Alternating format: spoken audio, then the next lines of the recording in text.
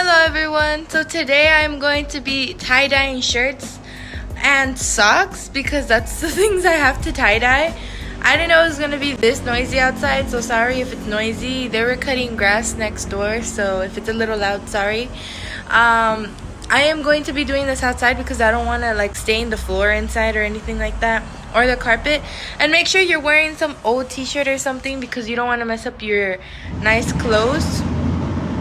So I'm sorry for the noise again, but yeah. You're going to need hot water, and this is my water. But you're going to need separate bags if you're going to be doing different colors because you don't want to mix them up and then they'll show up like the other colors. And sorry for my dog barking in the background.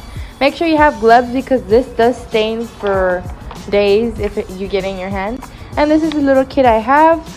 Most likely I'll make it a little lighter because I do want to go with a little more pastel colors, but if it doesn't show, it's fine. I just want to tie-dye stuff, and I'm pretty excited. I'm going to be doing this little top, these two t-shirts, and some socks that I got not so long ago. It was like a gift. I'm going to be tie-dyeing these two. So these are one of the shirts we're going to be working with. This is like my little brothers. They wanted to dye stuff too. Make sure you have like a new white cloth to try on like the colors first. I'm going to do mine later on because I don't want like really dark colors, and he actually does. So he's going to be using this blue and yellow, so that's going to make green. So we're going to be using the scrunch method. So we're just going to be scrunching stuff like this. I'll show you in a bit. So when you're doing the scrunch method, you basically scrunch the shirt or whatever you're going to do. It's not really like a step, but there's like different ways to tie-dye. Like you can do like roll up the shirt and it'll create like a different like pattern, or just like shape the, I don't know, colors differently. But yeah.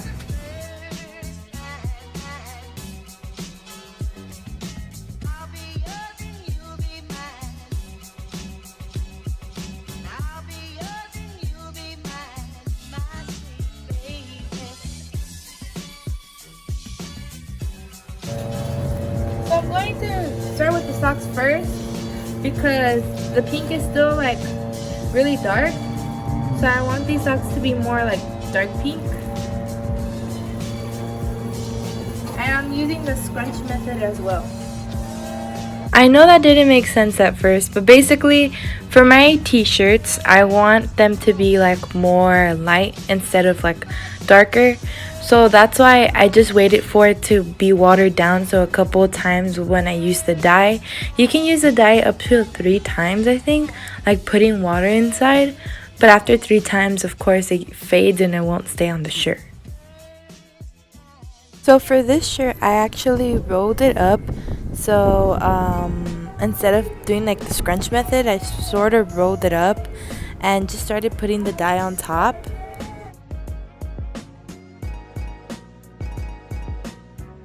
Also going in with the scrunch method, so I'm just going to be spraying that on. So for this shirt, I did use the scrunch method, and I basically repeated the same process all over again. And the yellow didn't show as much after like the second wash, but it still looked really nice. It did give it more like a turquoise color instead of like yellow.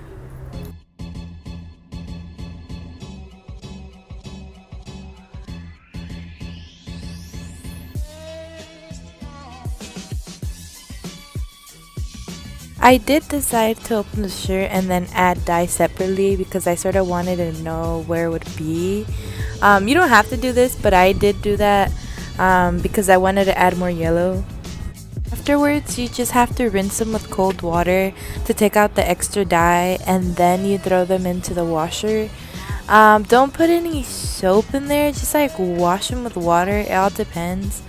You can do it with like the greens. If you're doing greens with blues, you can put those together. I actually washed them separately. I actually put them together and nothing happened, but just in case, you can do them separately, especially if your shirt has more dye. You can put them separately, and this is how they came out. I really loved how they came out. See you guys next time. Bye.